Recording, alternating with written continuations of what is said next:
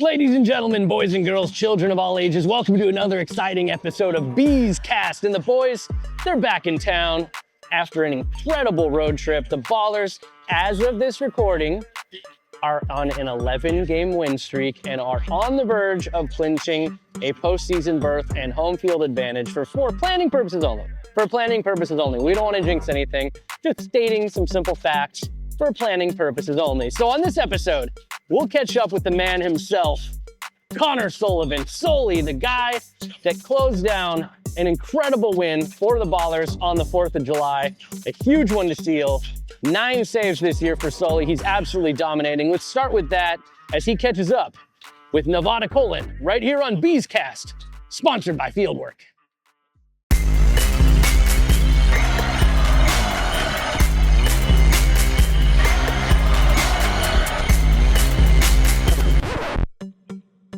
Welcome to Bees Cast. I am pleased to be joined by our first ever 2-time guest on Bees Cast. It's your closer. It's Connor Sullivan. Sully, thanks for stopping by today. Thanks for having me. Well, I also wanted to wish you, since I'm here on the East Coast right now, I didn't get to see you on your birthday. Happy birthday. Thank you. Thank you. Hope it was a good one. Obviously, we'll talk more about the game you pitched on your birthday in a second, but I want to start by saying it's got to be cool to share a birthday with the USA. Obviously, July 4th, 1776, birth of our nation. July 4th, 2001, birth of Sully. Correct. Yeah. So what's that like growing up, getting to share a birthday with the 4th of July? What are those celebrations? It's never boring. You always have fireworks and people doing things, so it's not like I'm in the house much. But I mean, playing baseball, always playing summer ball. So I'm always at the field on my birthday, which I'm not mad at. It's where I want to be anyway. So yeah, it's a good time. Yeah, we've gotten to see a lot of post-game fireworks, I feel like, in the past few weeks on the road. Yeah. Are you one of those that's I'm gonna sit outside and watch the fireworks after the game?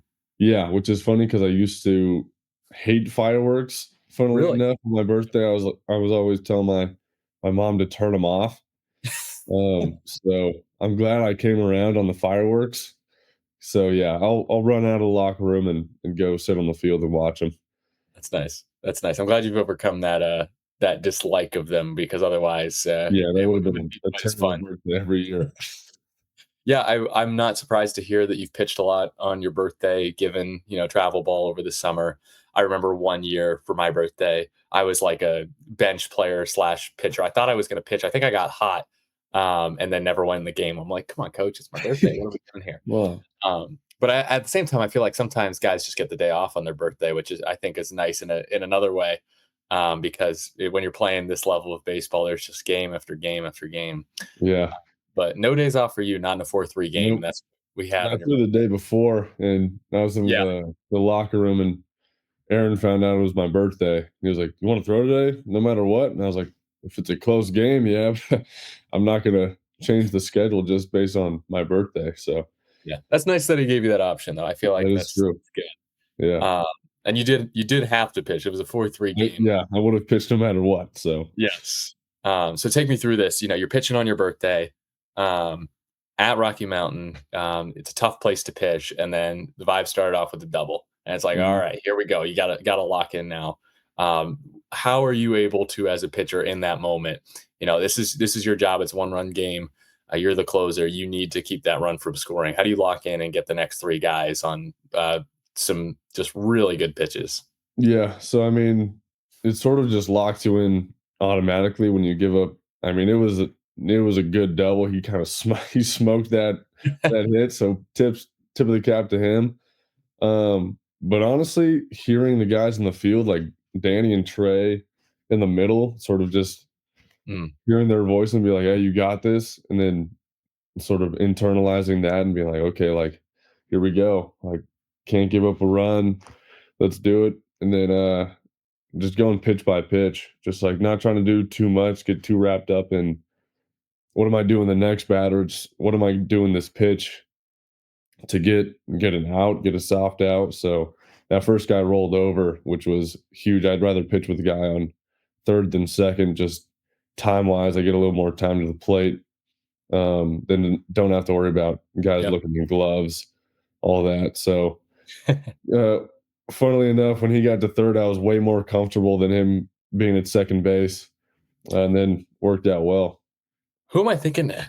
Is it someone like John Lester? Or I'd imagine that could be one who would intentionally balk people to second. I'm even thinking of a time where like I've seen pitchers like intentionally balk guys. Maybe Kenley Jansen is the one I'm Yeah, thinking of. Billy He would just Jansen. balk guys to third.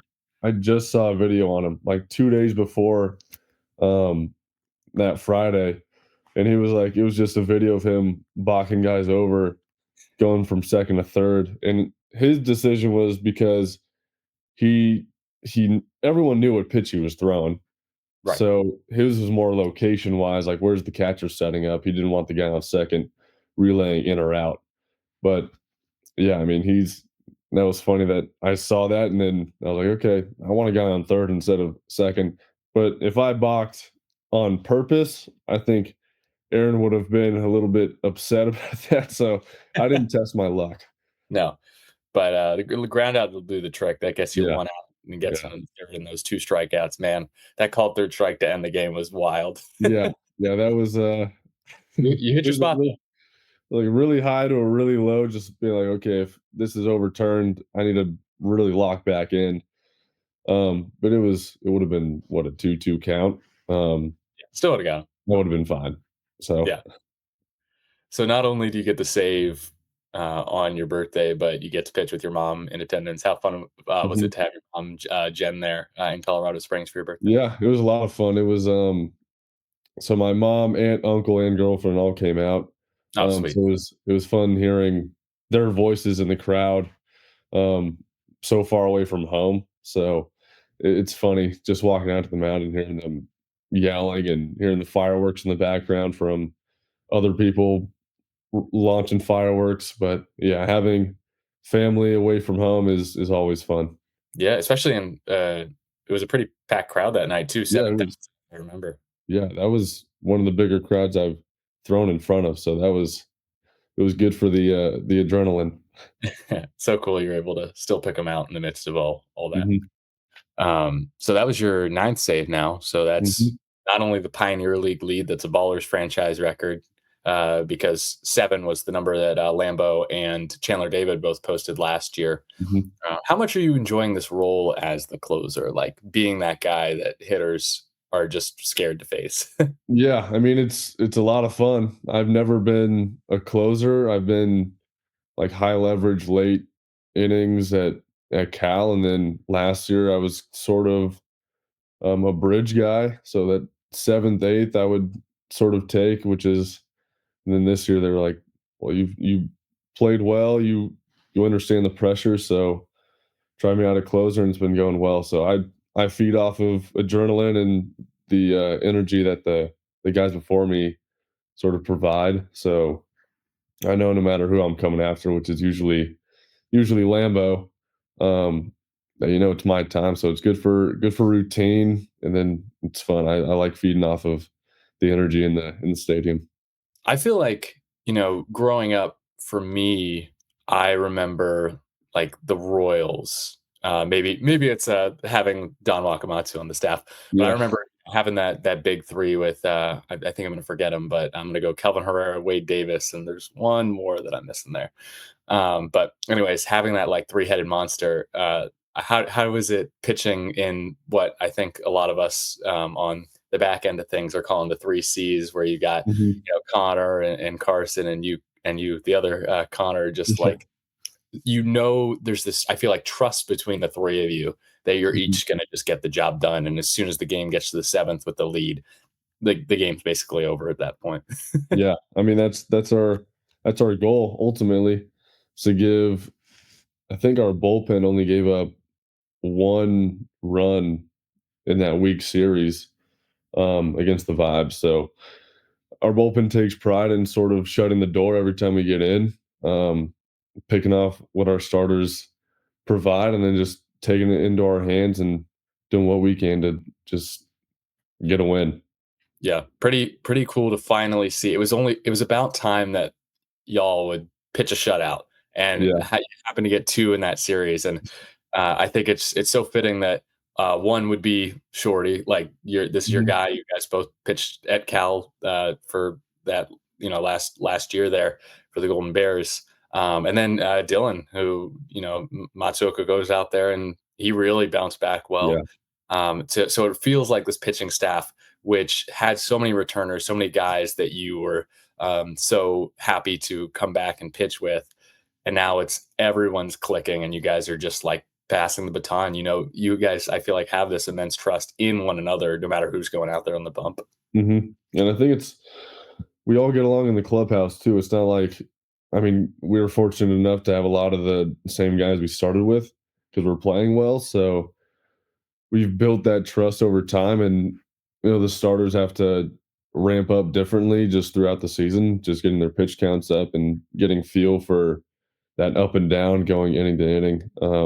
But yeah, the starters are doing really good right now. So we're the bullpen's happy about that we don't have to cover, I don't know, the fifth inning and on. So we have a lot of fresh guys right now. So some of our guys are barely even throwing that are still really, really good. So I'm sure Jimmy and Aaron are having fun sort of picking who's throwing. Yeah. So yeah, it's been good. Talking again with Connor Sullivan, the Ballers closer. So a closer, one other word you could use to describe this late inning reliever who puts out fires, is a fireman. That's what they're Mhm. called in baseball.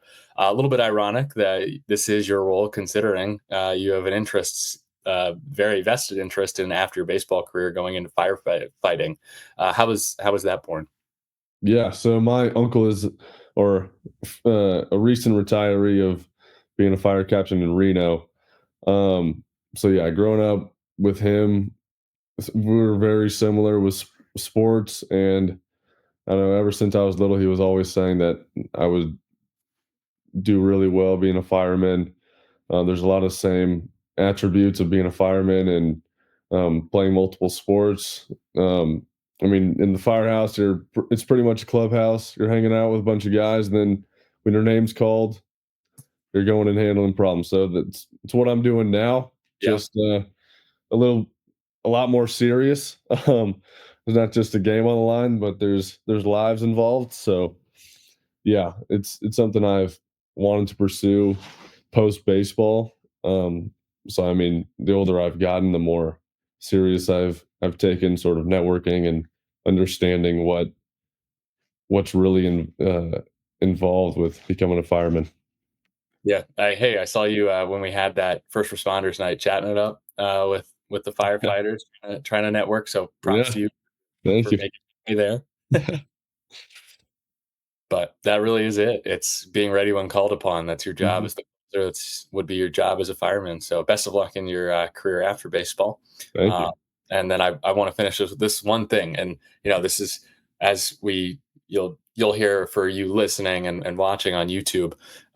Case and I will talk soon about you know uh, we're not really sure when this podcast is going out. Like Mhm. as you all are listening to it and watching, Ballers might very well have clinched a playoff spot at this point, which is very exciting. The reality is there's still a lot to play for in this last week Mhm. of the regular season. So when I say the phrase, or say, if at this point, like when this podcast is coming out, the Ballers are a playoff team by either winning the first half title or getting that 2 seed. Um, what does that mean to you? How does that feel to come in? You're a second year pitcher. This is like the team, the guys that you wanted to surround yourself with, and you guys. If you at this point, let's say next week we're in Kalispell and we can just kick back and relax a bit.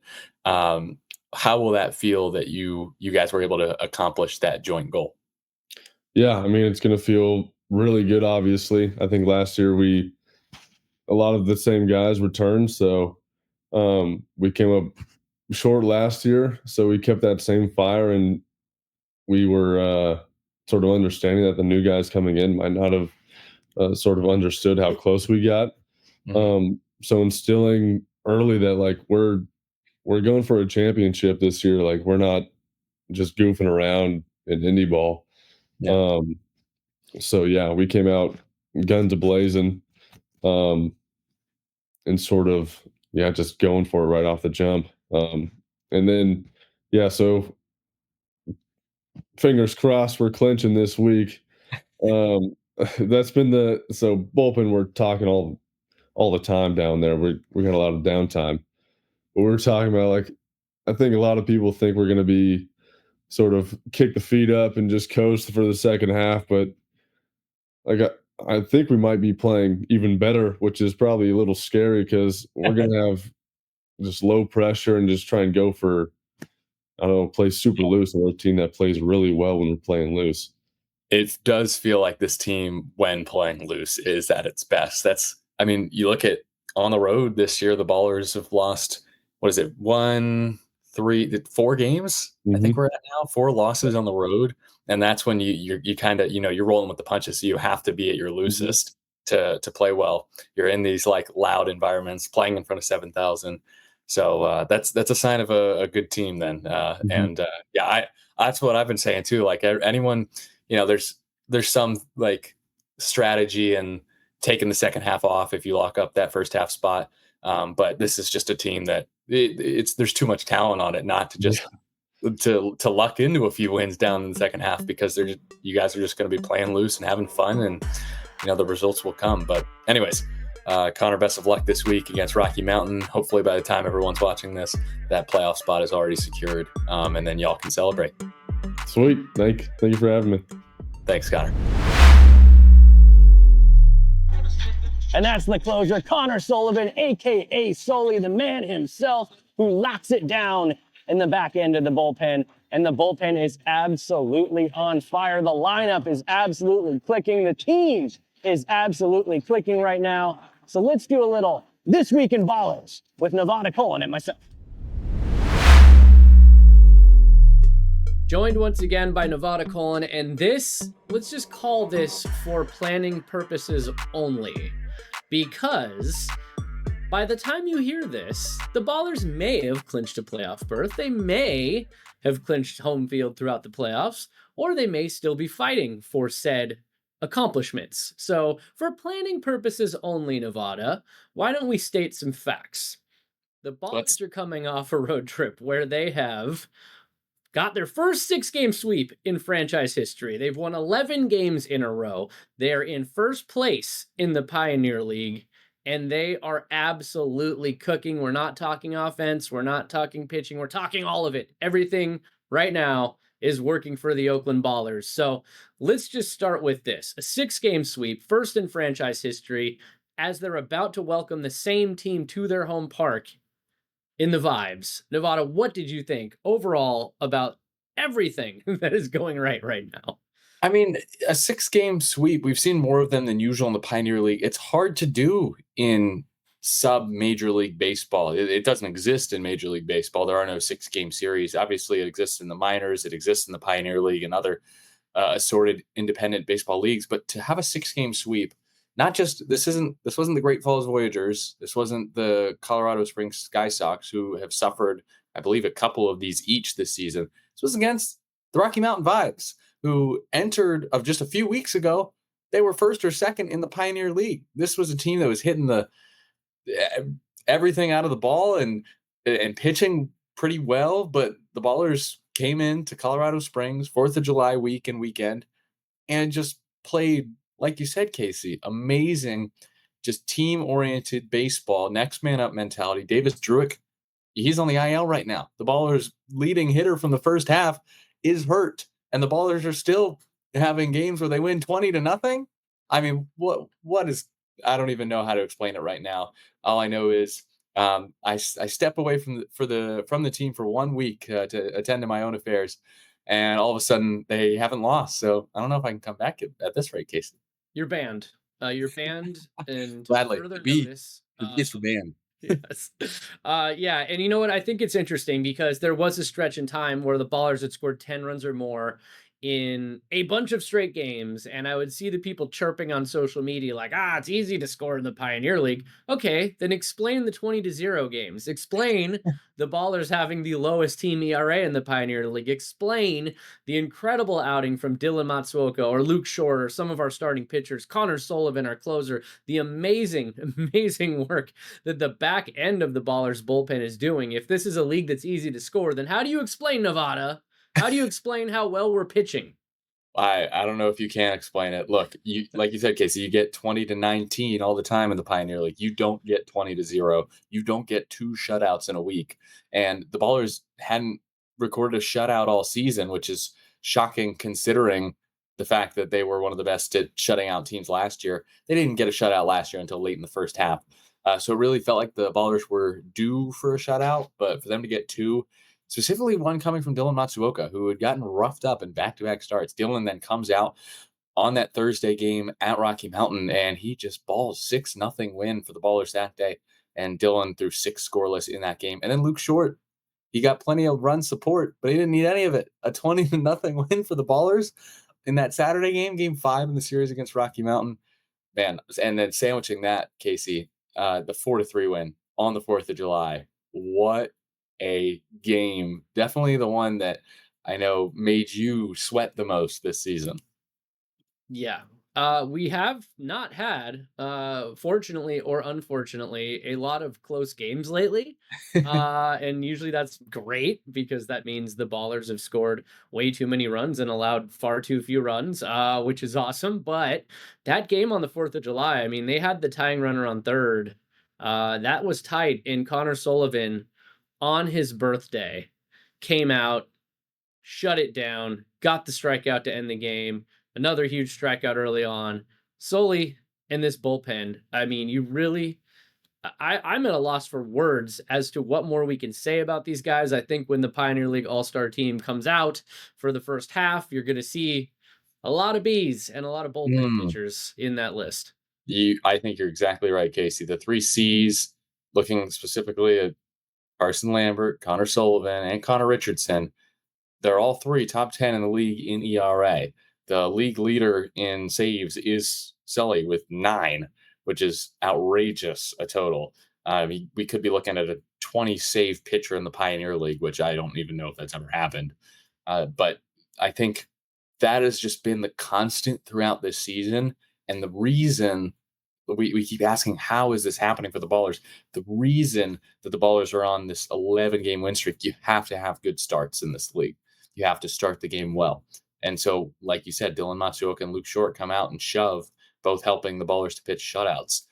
You have Luke Short and Reed Butts now tied for second, both in the Pioneer League with 5 wins apiece.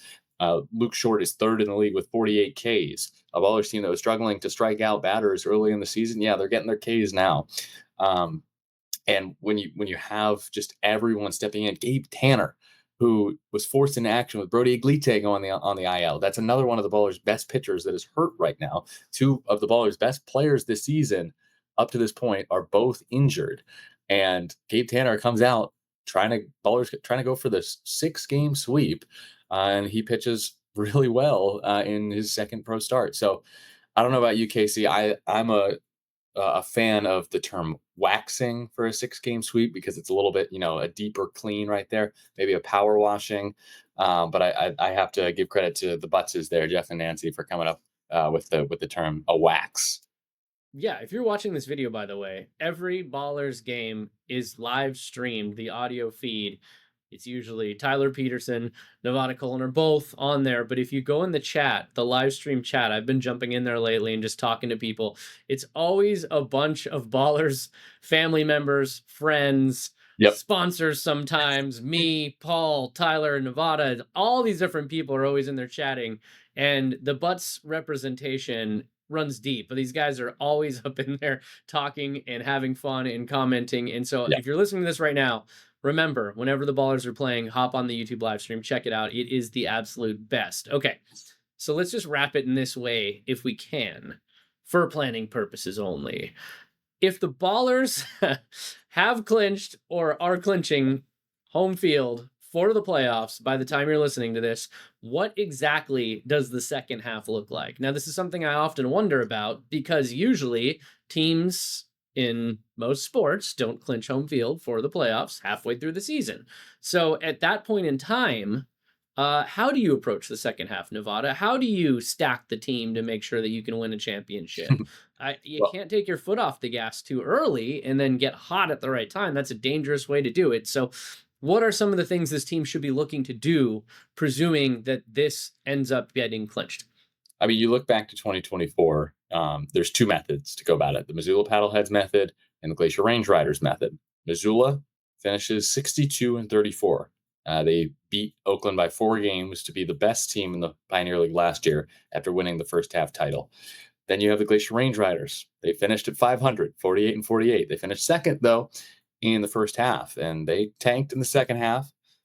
It wasn't really all them just not caring. It was some injuries and just bad play, but they got hot at the right time. They did what you were just talking about, Casey, and they ended up going to the championship, beating Missoula in the first round of the playoffs in a pretty shocking playoff series. So I think the secret third plan is what the Ballers will go for. I think you'll see if the Ballers are to clinch a first half playoff spot, you'll see a Ballers team in the second half that probably won't win as many games. This is, you win 11 in a row in the first half. You set a pretty high bar for yourself in the second half. But I think the difference is just how the game is managed by Aaron Miles, not so much the efforts from these players. They're still going to go hard. Maybe they won't dive for a ball in foul territory where they could potentially hurt themselves. You want to stay healthy for the second half.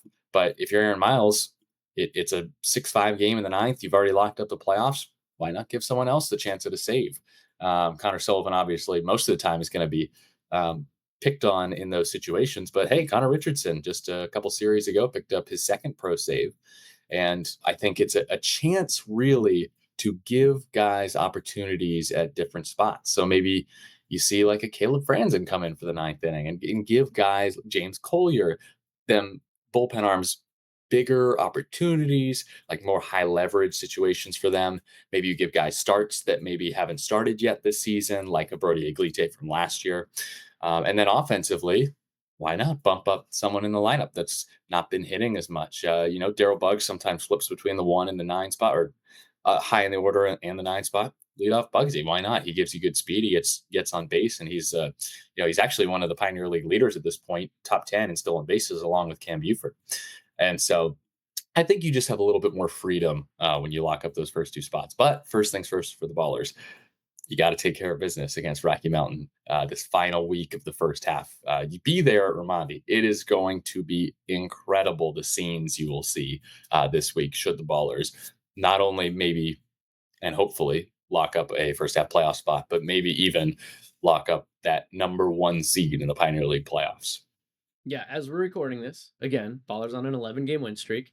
For planning purposes, I think if they get to 20, we might have to figure out who Brad Pitt's going to play in the new Money Ballers movie. But we'll get there when we get there. We'll cross that bridge at that time. We're just talking about planning, and I think you should plan to be at Raimondi Park for this homestand because this is a huge homestand. If the Ballers can keep winning, it doesn't matter what anybody else does. So show up, cheer for the Bees.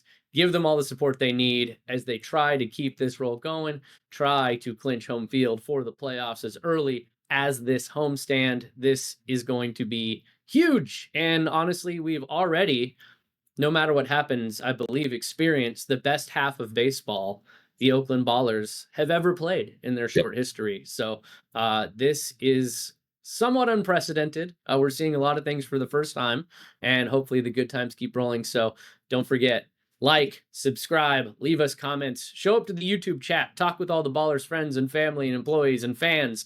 We have a really cool community forming there in those YouTube live stream chats, and we will see you at Raimondi Park. We won't see you because you're not going to be back this series, but you'll be back shortly after that. But we will see all the fans at Raimondi Park, and we're very excited for what's in store for this Oakland Ballers team. Can't wait. Let's lock up a playoff spot. All right, don't forget, like, subscribe, follow us. We're on every major podcast and video channel platform. We're going to keep pumping out this content for you, bringing you close to this team that is incredibly hot right now. Say hi to Stomper, the GOAT Stomper himself. Another new addition here at Ramondi Park. Come out and see us. Come out and see him. Don't forget, like, subscribe, leave a comment. That's important. We'll be back for more.